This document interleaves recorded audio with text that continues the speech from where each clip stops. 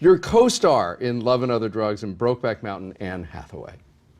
Like massive talent and a really brilliant, kind of sometimes confusing human, you know?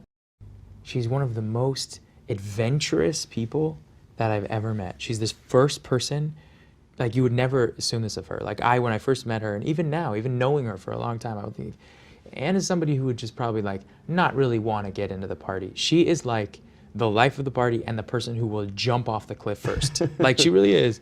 And I love contradictions in people. She happens to be that. And I think she's probably one of the most talented actresses of our generation. Who was the hottest Catwoman ever?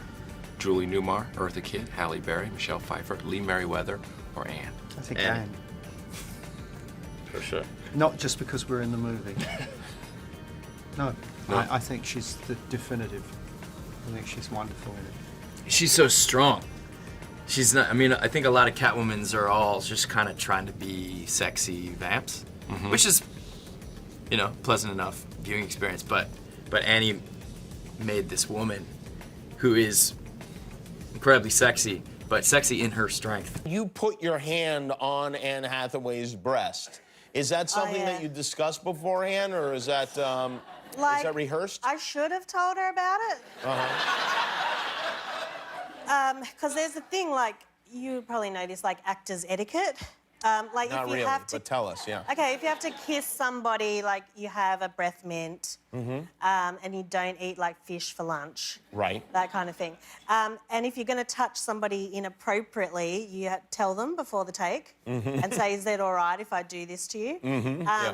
But I forgot in that. In that case. Maybe like deliberately forgot. Anne Hathaway. Always great. You know, the close-up is all that. A lot of times you do close-ups of people and you look in their eyes, nobody's home.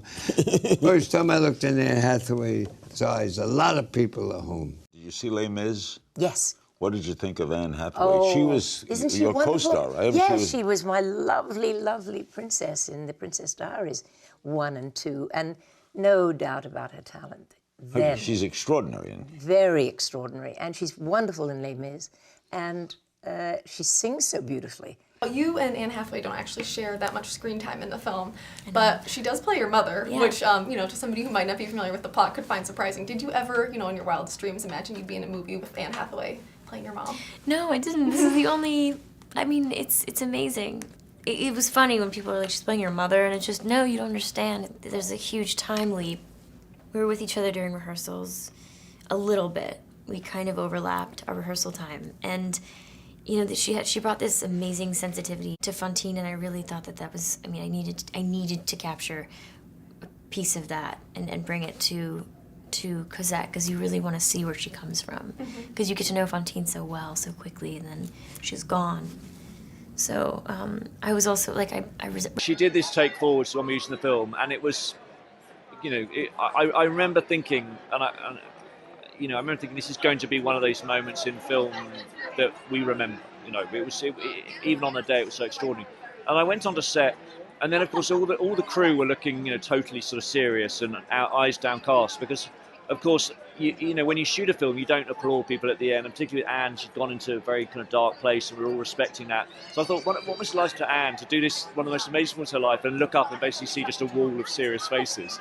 And they're all privately whispering to me, going, "Oh my God, wasn't that amazing?" But they weren't letting on publicly, because they wanted to respect her desire to be upset and unhappy. How many takes were there? That was her fourth take, and then we did 3 or 4 more just to make sure we'd had the best. But the fourth take was. Would you?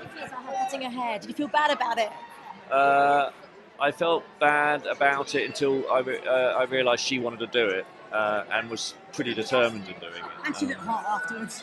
Well, the funniest thing is when we actually were doing the cutting, we stopped the take, and I was like, "But this looks really cute, and this is meant to look like a savage haircut." So I made them go back and cut little tufts out and make it look badly cut, because it just looked like a cute pixie cut. So I was like, I can't have this sort of how emotional she's lost her hair and now looks really hot. So. She's really, really funny. She's got, I mean, Annie's one of the sort of, she's so whip smart. Like as a person in real life, she's so quick and so smart and so funny. and she sort of brings that to Josephine, and she's also, you know, she's tremendously elegant, Anne, as we know. She's, you know, and so she's the perfect foil for Penny. I think one of the great things about working with Annie on this has been that she gets to play all these different characters in it. So Josephine is a character, but Josephine is playing all these characters. And so she's had Princess Josephine and Dr. Schaffhausen and Super Spy, and she gives each of them a slightly different feeling and a different voice and a different way of behaving, and they're all very funny. So, and at the centre of it, we've got this lovely, elegant performance of Josephine, who's the complete opposite kind of comedy to Penny. Penny's big and doing that, and Josephine is very reserved and, you know, pin sharp. There's less admiration for Americans try to play Brits than the other way around.